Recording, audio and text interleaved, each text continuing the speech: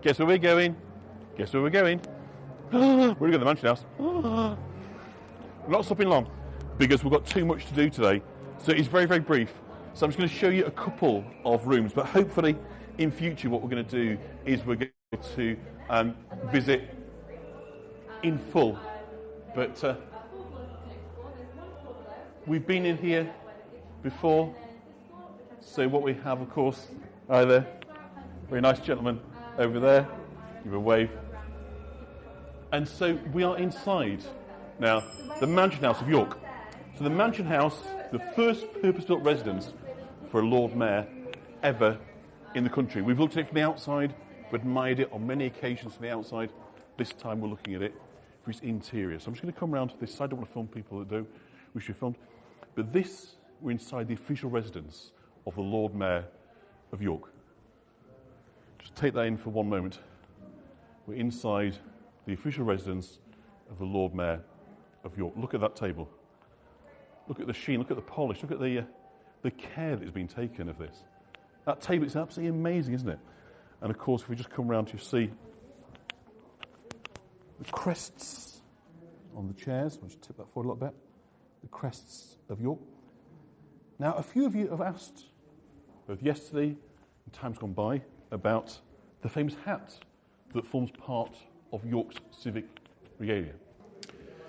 So the hat, or to give it a term, a chapeau really you'd say in heraldic terms, is known as the cap of maintenance. And what it does is it signifies the authority of the Lord Mayor to bear the mace and the sword. So you've got the three elements alongside the shield, the mace, the sword and the cap of maintenance. And it's believed that this is the original medieval hat, obviously very delicate, very frail, so now behind glass and kind of preserved, a kind of priceless sort of city artefact. And we can see, just coming across to this side, you know, a contemporary remade that's used during kind of civic processions, kind of mace bearers and so forth. As we go, we're going to in a moment see the various kind of regalia. So, you know, you're very, very proud to be able to display. It's utterly wrapped in the civic importance. So we have mayoral chains and seals. I'll take you upstairs shortly and we'll have a look at the chains of office. But this is civic regalia. Close up. We have the swords used in the processions. Does manage a hat like that, if ER on it would need to be changed, it wouldn't have the monarch's monogram on it. No, it wouldn't, because it belongs to York rather than. So you see up here, a sword dating 1737, which means it's contemporary to. Pamela, we mentioned the Tudor House again? Yes? It's contemporary to this building, which was built in the 1730s, first occupied in 1732. Thank you, Alexander. As I say, up until that point, the mayors moved from place to place, didn't have a fixed place of residence. What was happening was, as all their kind of property was moving from place to place, lots of went astray. And it was decided that because York was this sort of focal point of business and civic kind of pride and prestige, it needed somewhere where entertaining could happen. So I'll just kind of show you the mace of the city. So again, not at all dissimilar to the thing that the monarchs hold, such is the kind of importance of this city that you've got wonderful kind of accoutrements of civic prestige and pride. Another sword again dating from the 1730s. So this kind of parlour was very much all about entertaining. And so wonderfully what they've done in this wonderful kind of mansion house is they have mocked up a contemporary banquet. So we can feel ourselves able to sit down. On this side, of course, we have the tureens. So perhaps hot soups, courses, consommes and so forth would have been the starter of your feast. We see a variety of tureens, lots of portraits of former mayors. And then, of course, on the table, we have a great side, like a top side of roast beef with a piece of pork. Look at the pie here, the pigeon pie, by the looks of things. And again, it's showing off, isn't it? It's sort of food with a very, very strong visual appeal. Are these partridges, maybe? Not quite sure, but some delicacy. Over here we've got some smoked fish. And of course, the petit fours. Ros was honoured to stay here. My friend's father was married twice. Oh, really, Ros? Who was that? We'll see if we can find them on the board for you. So isn't it just magnificent? It's so wonderful to be able to kind of bring you in here and show you. And as I say, look over here, we've got some cakes, desserts. Jack Archer. Okay, we'll have a look. See if we see the board. Let's go and have a look for Jack Archer. So just keep an eye out on the time. And the table decorations, of course.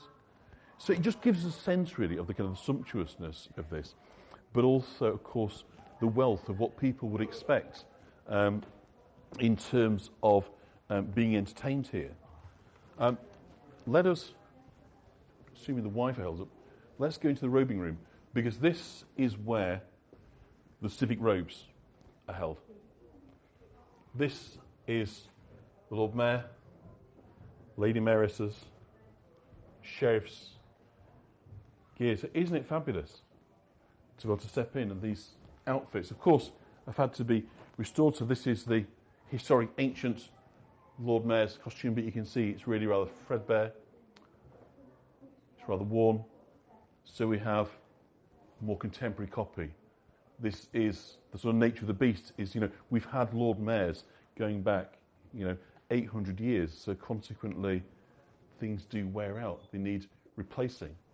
But is it magnificent? And so, of course, during the period of office, they'll be attending on average 2 or 3 functions a day, I think. It's absolutely amazing. And so they'll be appearing at various functions, opening events, school visits, fetes, fairs, you name it.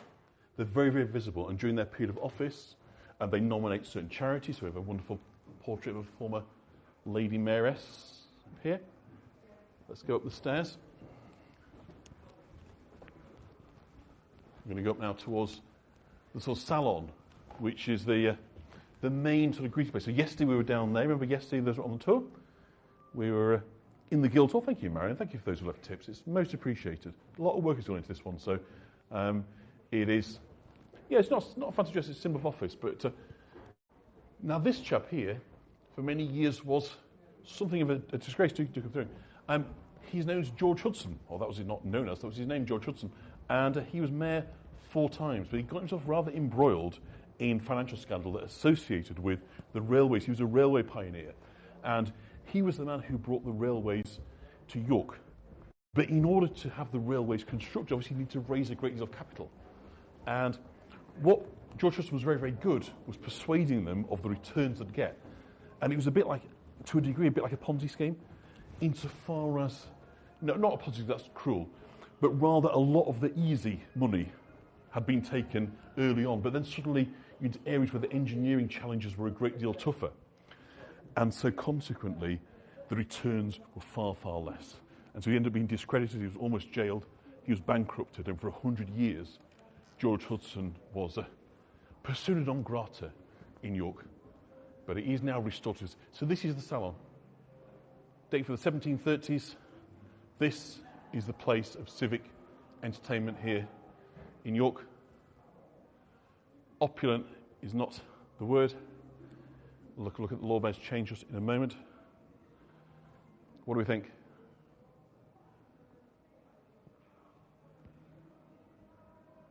Isn't this something?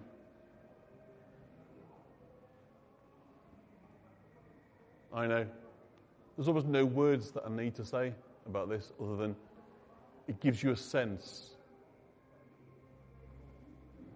of the past life of York, its associations with royalty. So this over here is a portrait of Prince of Wales, future George IV, gifted to the city. He enjoyed spending time here in York.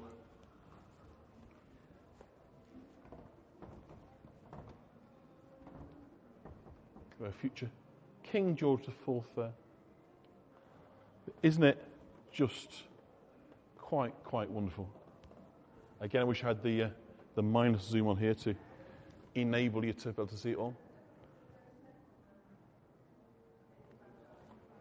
But aren't we fortunate? This weekend is a blessing. Magistrates, yes, Jeremy came. Viking magistrates, they were. So not magistrates in the way that we'd understand them. They were basically the lead Viking military leaders, and they fought a very, very valiant rearguard action against the Normans, who of course were also Vikings after Rollo, same family really. It's a bit of internecine spat, but yes, they fought so bravely that William, when they were captured, had them executed. William the Conqueror, this is, but in recognition of their bravery, they were placed on York's emblems. You've got the cross of St. George and the 5 lions represent these 5 Viking defenders of the city. So that's how they come to there. So we've got a little dollhouse version of the Mansion House. So thank you, Selena. Rollo of Normandy. Really? I hope you've got better table manners. So we've got a little place for the musicians. Up at the top there, can you see? That's where the entertainers would be, the musicians. So let's come out now and we will work our way down, because as ever, the time is against us and we've got we've got more fantasy buildings. How many fantasy buildings have we already had? We've got more to come. So we will say goodbye to the Mansion House. I'll be en route to our next destination, which is jolly exciting. Hope you enjoyed our relatively brief, but nonetheless wonderful visit to, let me figure out that way, to the Mansion House. We've bid these good folks well. We'll be on our way